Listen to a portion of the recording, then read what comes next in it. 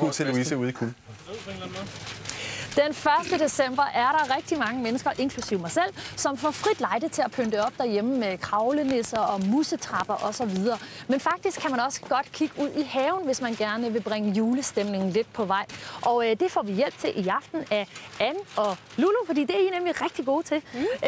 Lulu, du er jo allerede så småt i gang, men hvad er ligesom temaet for jeres måde at pynte op på ude i haven? Jamen, det er genbrug. Altså, vi kan tage noget af det julepynt, som vi ellers bruger indenfor, og tage det med ud i haven. Og i stedet for at købe planter, som er fremavlet til bare lige at holde julen over, så kan man faktisk gå ud på en almindelig planteskole og købe sådan nogle haveplanter, som man kan lade blive stående i krukken, eller man kan plante dem ud i et bed bagefter. Og så var julen lige til påske og endnu længere. Lige præcis, om endnu længere. Og det er den her rhododendron jo et godt eksempel på, fordi hvis man planter den ud i sin have om foråret, så får den de mest fantastiske blomster, og er i øvrigt grøn hele året rundt. Ja, så den kan jo bruges så det er en nemt. rigtig genbrugsplante. Du er ved at sætte sløjfer på det? Det er jeg. Med lidt ståltråd har jeg puttet lidt ståltråd på, ja. Og så kan man let vikle det rundt om her. Hvor forestiller du dig, at man har sådan en rhododendron med sløjfer stående? Jamen, det kunne være en fin plante at have stående ved indgangspartiet, når man kommer hjem til sit hjem, eller en plante, som står og byder gæsterne velkommen. Ja, så man skal ikke ud i haven og lede efter tingene, det står ved døren. Fordi den bruger man jo ikke på samme måde om vinteren. Nej. Det er en god ting at placere det ved indgangspartiet. Eller ved... Når man er på vej ind i varmen. Lige præcis. Ja. Lad os lige se på den her buksbom, du har med, for den har du også pyntet jo. Ja, det er en meget traditionel måde at pynte op på, men her har vi brugt LED-lys. Og det er jo noget lys, som faktisk er rigtig godt for naturen, fordi det bruger ikke særlig meget strøm. Så man behøver ikke have alt for dårlig samvittighed over at lade den stå tændt. Nej, lige præcis. Ja. Og det er jo meget nemt at gøre. Det tænker jeg i hvert fald. Ja. Er det ikke bare at snurre sådan en kæde rundt om? Jamen, det er det simpelthen. Jo, det er det. Og så er det ikke så meget selvfølgelig. Ja. Enebæren her. Ja. Hvad kan du sige om den? Jamen, det er også en fin lille plante, som er meget julet i sig selv. Der har vi bare puttet lidt sølvhjerter på. Og hvis man køber sådan en her, så kan man sørge for at få en med bær på, fordi så kan man faktisk stadigvæk nå at lave julesnapsen. Nå, hvor fint, så kan man gøre det selv også. Det kan man. Ej, hvor fint. Og det ser også rigtig dekorativt ud, det her. Det er jo et lille juletræ. Ja, det ligner det nemlig faktisk. Lulu, vi skal også lige over til din makker Anne herovre, fordi du er ved at lave en lille krans. Det er jeg. Jeg er ved at lave en krans til døren. Hører det med, synes du? Ja, til sådan en traditionel julepyntet have, så er det ret skønt at have sådan en krans, man kan hænge på døren. Ja. Og i det her tilfælde, der har jeg været ude i haveselskabets have og klippe, men mange af de her ting, stedsegrønne ting, kan man finde i mange almindelige villahaver. Ja. Og dem kan man så simpelthen binde på. Og der er for eksempel taks, og der er noget gran. Og noget buksbom. Der er noget buksbom, ja, og noget sæder. Alt sammen noget, som kan holde rigtig længe. Så den bliver ikke alt for falmet, selvom at den hænger i 24 dage? Nej. Og den kan også godt komme ind, hvis det var det. Men altså, nu er det til ude, og det kan det godt tåle. Men udover de her stedsegrønne ting, så kan man faktisk også bruge nogle af blomstertoppene fra de flereårige blomster fra stavterne. For eksempel Sankt Hansurt. Så hvis man har nogen, der er lidt visnede eller sådan noget, så gemmer man dem bare og putter dem i kransen? Ja. Så kan man eventuelt lige spraye dem med noget glimmer, hvis man synes, at det kunne være flot. Er det svært, det du gør der? For jeg kan se, at du har sådan en teknik, hvor du står og vikler med noget ståltråd. Ja, det som er vigtigt, når man laver det her, det er selvfølgelig dels at have et underlag, for eksempel en bastkrans. Og så er det at klippe sit grønt i meget små stykker, så er det lettere at styre. Og så simpelthen vikle rigtig mange gange rundt om, sådan at det sidder ordentligt fast på kransen. Så får man det suget godt fast. Lige præcis. Ja. Godt.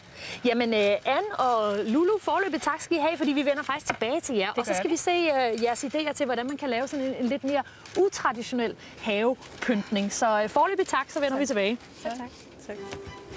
For det.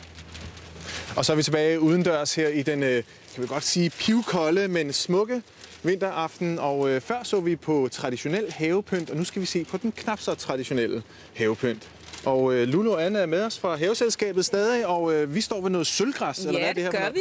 Og det er faktisk en græs, som vi har malet. Vi har taget noget sølvspray og puttet på sådan en elefantgræs her, som er en af de her meget udbredte prydgræsser. Men er det ikke lidt synd for at spraye en levende plante? Jamen det er det ikke, fordi den her, den er faktisk død, og den skal alligevel skæres ned til foråret. Okay. Så det her materiale, det kan man lade stå vinteren over, og så kan man putte noget spray på, og så lave det til sådan en lidt utraditionel juleplante her. Er der også noget spray på den her, for den er jo fuldstændig postkasserød? Det kunne man godt tro, at der var. Men sådan fås den altså fra naturens side. Det er en rødgrenet kornel, Og den er jo meget dekorativ i sig selv. Både som sådan en juleplante, man kan stille ved sin entré, men også når man planter den ud i haven, så giver den jo et fantastisk farveskær året rundt. Det kan man ikke sige nej til. Så og hvad så med den her? Den må du have her. malet. Ja, det har jeg så heller ikke. Nej? Den har de her bitte små bær her, lilla som bær. er helt lilla. Ja. Og det bliver altså en halvstor busk. Og den får de her lilla bær, som står hele vinteren. Okay. Så det er jo i sig selv. Den hedder glasbær. Og fås i andre farver, var jeg lige ved at spørge? Nej, den fås altså kun i lilla. Til gengæld kan jeg jo næsten regne ud, at de her, det er jo også festlige, hvad hedder sådan nogle urtepotteskjuler og spande i virkeligheden. Det er jo faktisk bare en plastikspand, som vi har sat det ned i, for at gøre det sådan lidt mere funky. Okay, og hvis vi går herover, så fortsætter funken derudad, eller hvordan? Det skal ikke være så kedeligt det hele. Vi har den er meget grøn. Det er den. Vi har brugt sådan en stor grøn plastpotte, som kan tåle at stå ude i haven, og plantet en stor kornel i. Og det vi har gjort, det er faktisk vi har taget julepynten ud i haven og valgt noget, der kan tåle at være herude. Og de fleste forældre, de kender jo de her perlebilleder, som børnene laver. Og jeg har haft min søn til at hjælpe mig med at lave nogle af de her. Og glaskuglerne kan også tåle at være herude. Og det derovre skal du altså også lige forklare. Du har sat en kop meget stærk kaffe? Nej, det er en kop varm hyldeblomst, som man kan nyde. Du kan for eksempel tage tøj. Det er en lille sædeplads, som man kan have ude i haven, til når man kommer hjem. I minus 16 grader? Ja, måske skal man vælge en dag, hvor det ikke er helt så koldt. Ikke? Okay. Men anyway, så kan man simpelthen sætte sig og lige nyde sin julehave herude. Og, vi er også lige nødt til at runde Rudolf. Ja, her har vi et rensdyr, som vi har købt os til, så har vi spraymalet den, for at den er lidt sjovere i farven. Og den kan man så også bruge til næste år. Ja. Og til sidst, så synes vi, der skal også en krans på døren, selvom at, det er den funky have. Den har jeg lavet af kornelgrenene, de samme som her, som både findes i den røde og den grønne. Og bundet nogle forskellige ting på, vi har fundet i skoven.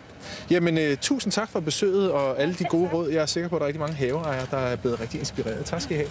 Nu skal vi en tur ud til TV-avisen. Der er jo TV-avis her 18:30, og Kim Bilsøe, hvad byder I på i aften?